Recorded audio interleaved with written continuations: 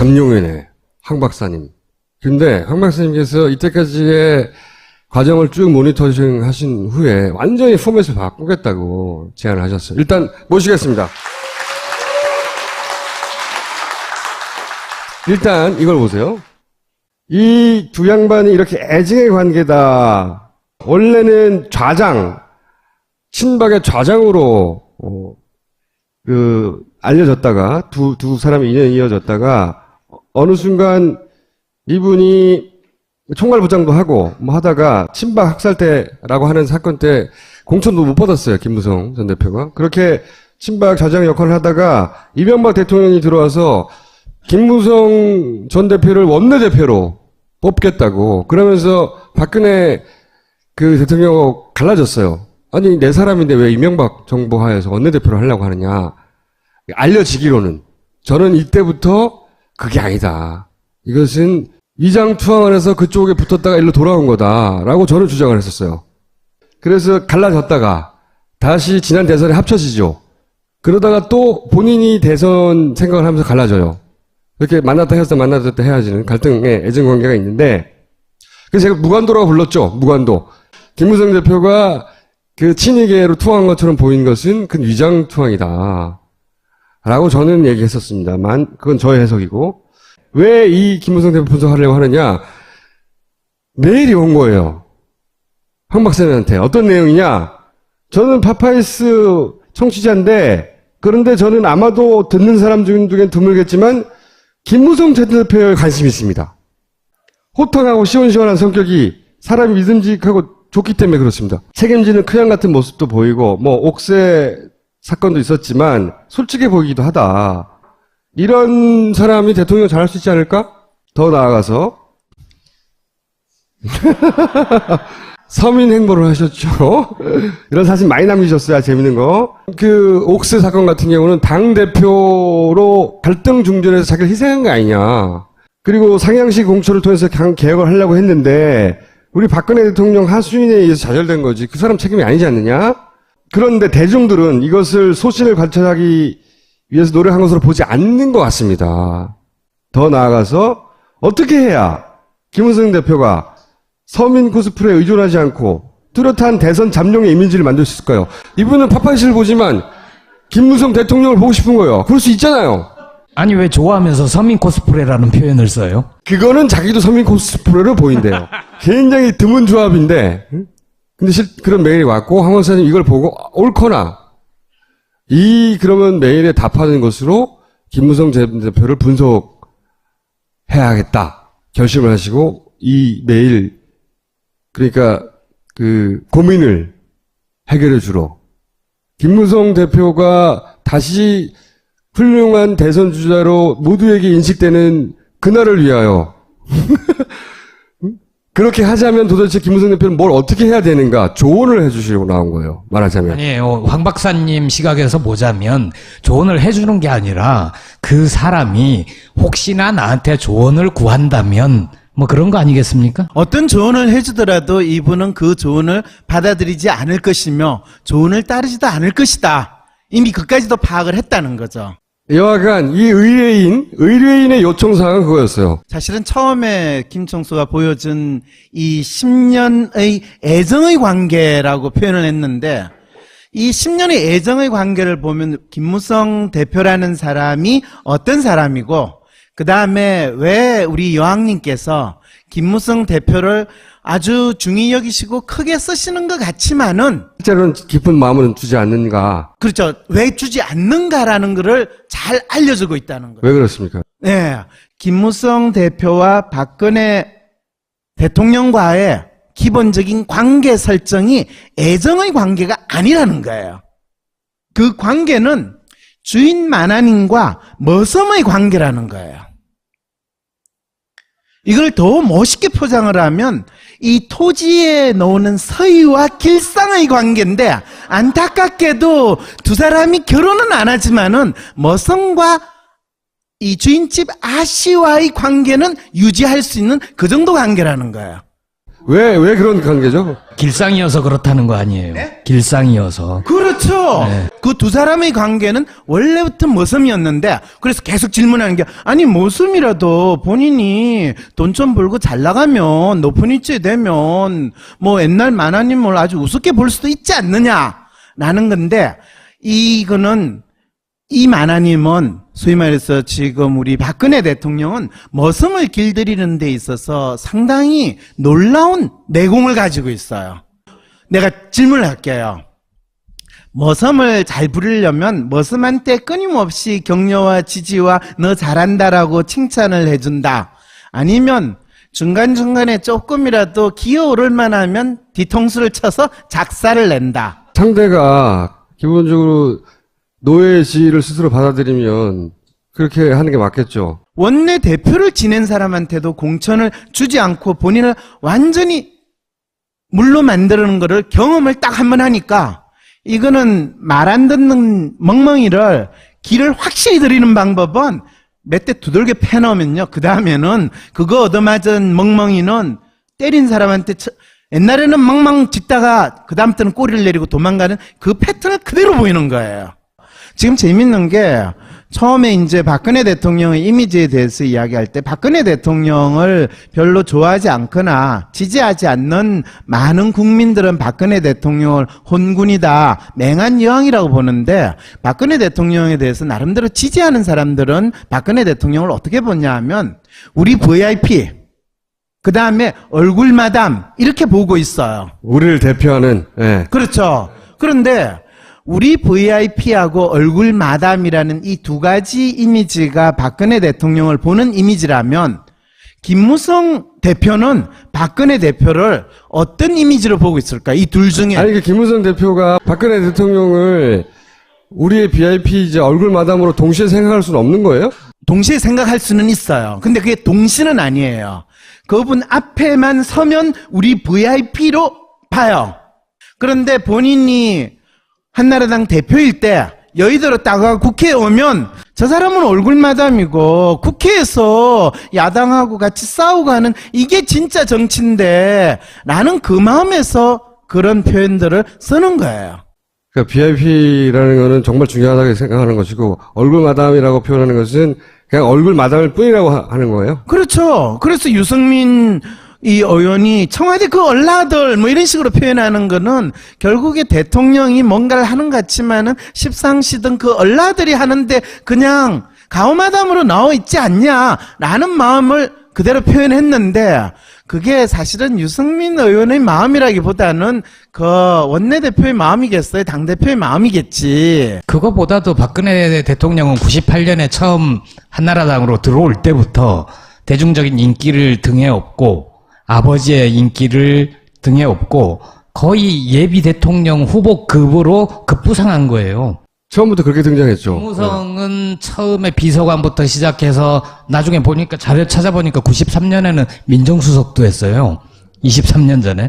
그러니까 이렇게 천천히 밟아온 반면 박근혜 대통령은 아예 대통령의 딸이었죠. 큰 재산이 있는 거죠. 아니 그 격차를 뛰어넘을 수는 없는 거예요. 지금 그 이야기는 박근혜 대통령과 김무성 대표를 거의 동등한 위치에 두고 두 사람이 잠재적인 대통령 후보로 생각하고 있지 않았을까라는 그 생각을 하시는데 사실은 김무성 대표는 본인이 대통령이 될 생각이나 그 정도로는 전혀 꿈도 안 꿨어요. 두 번째 질문. 대선 잠룡의 이미지로 가려고 했으면 어떻게 해야 됩니까? 라는 여기서부터 본인이 당대표가 되고 그 다음에 대통령이 되겠다라는 것에 대해서 본인이 뚜렷한 욕심을 가지고 적극적으로 나갔으면 첫 번째 어떤 일이 벌어지지 않도록 하거나 벌어졌을 때 본인이 대통령하고 각을 세웠어야 돼요. 그 청와대하고 유승민 대표하고 한판 붙었을 그렇죠. 때 그때 그때가 아주 결정적이에요. 그때 크게 잃었고 유승민 원내대표를 잘라낼 때 그때 크게 한번 고개를 숙였고 유승민 원내대표가 갑자기 김무성 대표를 거의 능가할 수준의 전국적인 인지도와 잠재적인 잠룡 후보로 부각됐던 그 현상은 기억하시나요? 너무 당연한 거죠. 현 권력과 각을 세우는 과거 정치사를 보면 이회창도 그랬고 각을 세우는 순간 여당 내에서 집권 말기에는 부각되기 마련이에요. 그러면 그거를 김무성 대표가 알고 있을까요, 모를까요? 알고 있었는데 못했던 거죠. 왜 못했냐? 왜 못한 겁니까? 본인이 박근혜한테 한번 뒤통수를 맞아서 잘렸거든요. 트라우마 때문에? 그 트라우마를 극복을 못하는 상태가 바로 김무성 대표인데, 이거는 집권당의 대표에서 대통령이 있고 대통령하고 각을 세울 때, 본인이 대통령하고 각을 세울 때 이전에 트라우마가 없는 사람인 경우에는 각을 세울 수가 있어요. 또 트라우마가 있다 하더라도 2판 4판이다, 나는 머섬은 결코 머섬이 아니다라는 심리 상태로 붙은 사람은 트라우마가 있던 찌그러지든 하더라도 또 각을 세워요.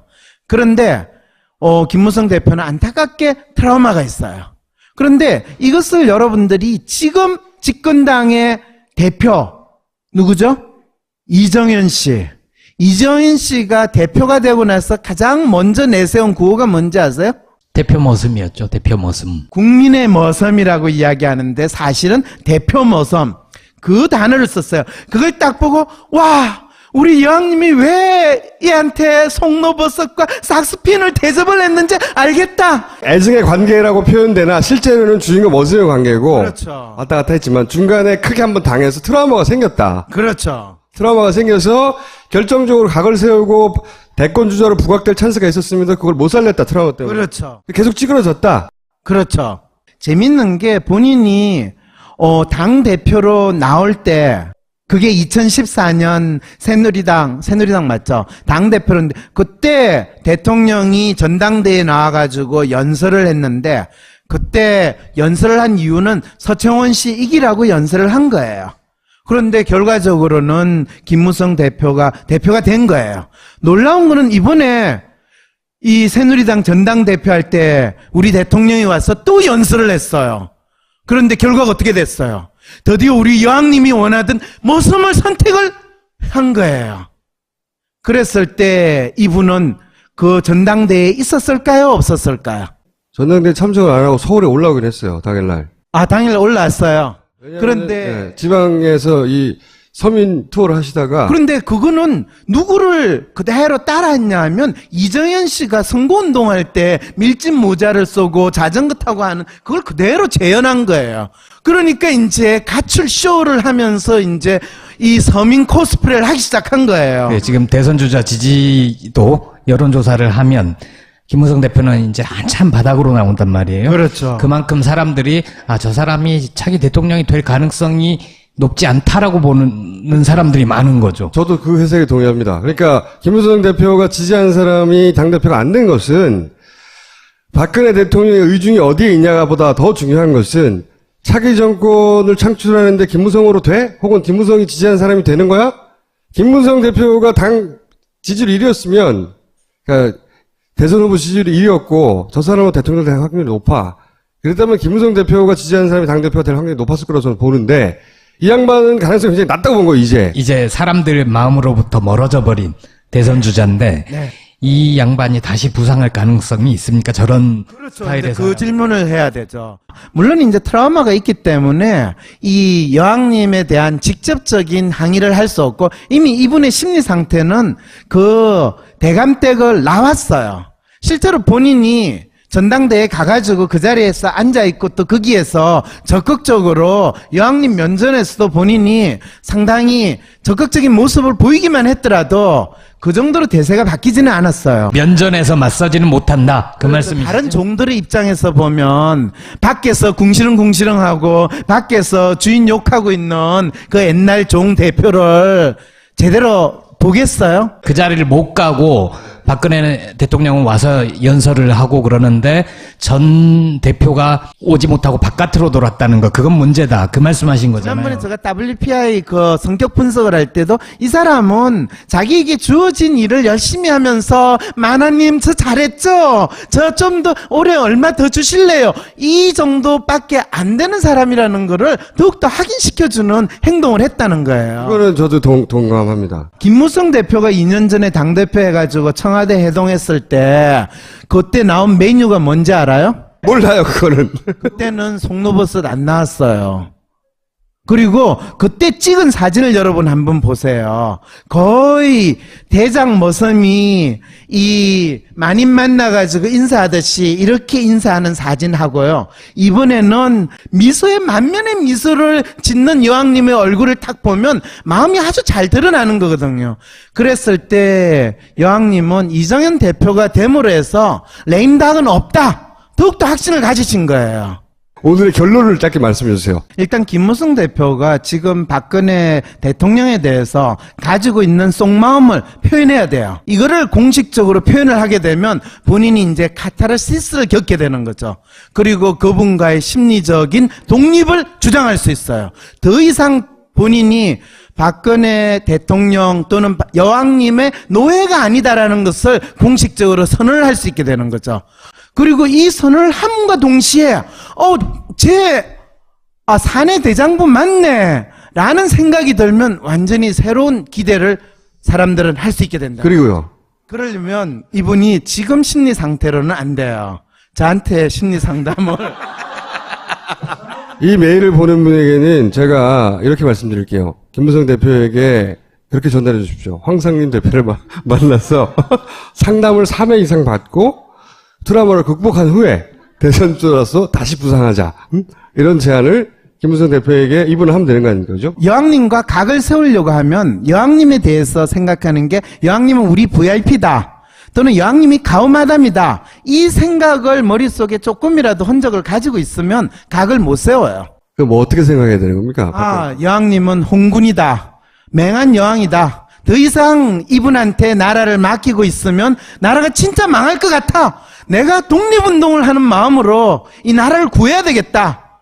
그래서 진짜 옥새 들고 나르사가 아니라 청와대에 돌진하겠다는 마음으로 이제 지금부터 이 전국을 바라본다면 이분이 대통령 후보로서 부각될 수 있는 기회다. 예. 그럼 그럴 가능성은 있나요? 마지막 질문인데 본인 스스로 김무성 대표가 지지율이 5% 이하로 떨어지면 그때 그렇게 극단적인 상황이 가야 그나마 그게 가능성이 있다. 월급 안 준다. 그래서 그 사장한테 니 죽고 나 죽자 나 살자라는 마음이 대로 바뀌지 않고서는 힘들어요. 알겠습니다. 오늘 여기까지 하겠습니다. 감사합니다. 네, 그렇습니다. 홈시어터를 원하는 이여 어둠의 힘에 눈을 떠라. 맞아. 빔 프로젝트를 쏘려면 내겐 빛보다 어둠이 필요해. 그래, 오직 어둠만이 너의 빔 프로젝트를 강력하게 해줄 것이니. 아니죠. 더 강한 빛이라면 어둡지 않아도 잘 보이니까요. 천안시의 트윙글 빔으로 강력한 빛을 느껴보세요. 안드로이드 OS라 다루기 쉽고 영화관에서 볼 수 있는 3D까지. 내게 필요한 건 딴지마켓에서 트윙글 빔을 사는 거였어. 요렇게 견적이 싸면 말이요. 루신 이유가 있는 거요. 그놈은 그냥 견적을 던져본 것이고 사람들은 그것을 확 물어본 것이요. 절대 현혹되지 마소. 이? 자동차 리스 렌탈 이젠 견적이 아니라 상담이다. 자동차 캐피탈 세금 전문가 새 차를 파는 사람. 김총수가 보여준 이 10년의 애정의 관계라고 표현을 했는데 이 10년의 애정의 관계를 보면 김무성 대표라는 사람이 어떤 사람이고 그 다음에 왜 우리 여왕님께서 김무성 대표를 아주 중히 여기시고 크게 쓰시는 것 같지만은 실제로는 깊은 마음은 주지 않는가. 그렇죠. 왜 주지 않는가라는 것을 잘 알려주고 있다는 거예요. 왜 그렇습니까? 네. 김무성 대표와 박근혜 대통령과의 기본적인 관계 설정이 애정의 관계가 아니라는 거예요. 그 관계는 주인 만한인과 머슴의 관계라는 거예요.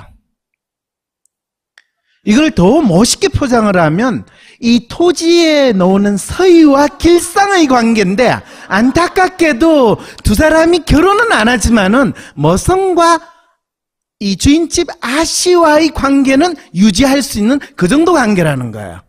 왜 그런 관계죠? 길상이어서 그렇다는 거 아니에요. 네? 길상이어서. 그렇죠. 네. 그 두 사람의 관계는 원래부터 머슴이었는데 그래서 계속 질문하는 게 아니 머슴이라도 본인이 돈 좀 벌고 잘 나가면 잠룡이네. 황 박사님. 근데 황 박사님께서 이때까지의 과정을 쭉 모니터링 하신 후에 완전히 포맷을 바꾸겠다고 제안을 하셨어요. 일단 모시겠습니다. 일단 이걸 보세요. 이 두 양반이 이렇게 애증의 관계다. 원래는 좌장, 친박의 좌장으로 알려졌다가 두 사람이 인연이 이어졌다가 어느 순간 이분이 총괄부장도 하고 뭐 하다가 친박 학살대라고 하는 사건 때 공천도 못 받았어요. 김무성 전 대표가. 그렇게 친박 좌장 역할을 하다가 이명박 대통령이 들어와서 김무성 전 대표를 원내대표로 뽑겠다고 그러면서 박근혜 그 대통령하고 갈라졌어요. 아니 내 사람인데 왜 이명박 정부 하에서 원내대표를 하려고 하느냐. 알려지기로는 저는 이때부터 그게 아니다. 이것은 위장투항을 해서 그쪽에 붙었다가 일로 돌아온 거다라고 저는 주장을 했었어요. 그래서 갈라졌다가 다시 지난 대선에 합쳐지죠. 그러다가 또 본인이 대선 생각을 하면서 갈라져요. 이렇게 높은 위치에 되면 뭐 옛날 만화님을 아주 우습게 볼 수도 있지 않느냐라는 건데 이거는 이 만화님은 소위 말해서 지금 우리 박근혜 대통령은 머슴을 길들이는 데 있어서 상당히 놀라운 내공을 가지고 있어요. 내가 질문을 할게요. 머슴을 잘 부리려면 머슴한테 끊임없이 격려와 지지와 너 잘한다라고 칭찬을 해준다. 아니면 중간중간에 조금이라도 기어오를 만하면 뒤통수를 쳐서 작사를 낸다. 상대가 기본적으로 노예의 지위를 스스로 받아들이면 그렇게 하는 게 맞겠죠. 원내 대표를 지낸 사람한테도 공천을 주지 않고 본인을 완전히 물로 만드는 거를 경험을 딱 한 번 하니까 이거는 말 안 듣는 멍멍이를 길을 확실히 들이는 방법은 몇 대 두들겨 패놓으면요. 그 다음에는 그거 얻어맞은 멍멍이는 때린 사람한테 옛날에는 멍멍 짖다가 그 다음부터는 꼬리를 내리고 도망가는 그 패턴을 그대로 보이는 거예요.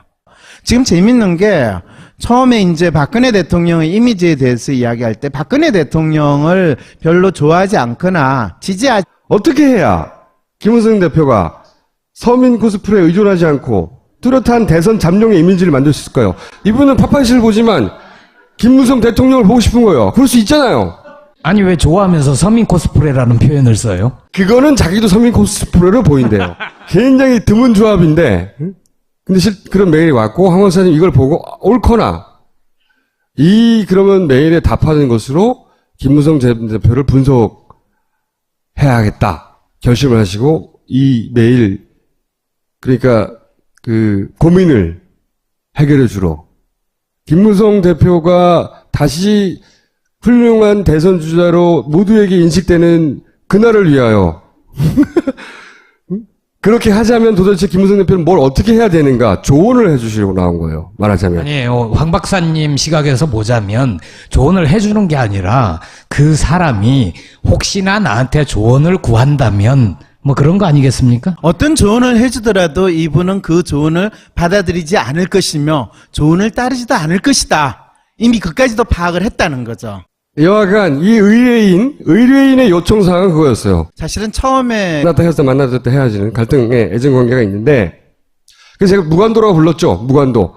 김무성 대표가 그 친이계로 투항한 것처럼 보인 것은 그 위장 투항이다 라고 저는 얘기했었습니다만 그건 저의 해석이고 왜 이 김무성 대표 분석하려고 하느냐 메일이 온 거예요.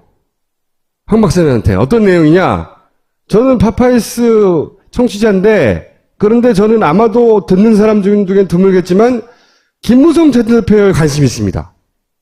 호탕하고 시원시원한 성격이 사람이 믿음직하고 좋기 때문에 그렇습니다. 책임지는 크양 같은 모습도 보이고 뭐 옥새 사건도 있었지만 솔직해 보이기도 하다.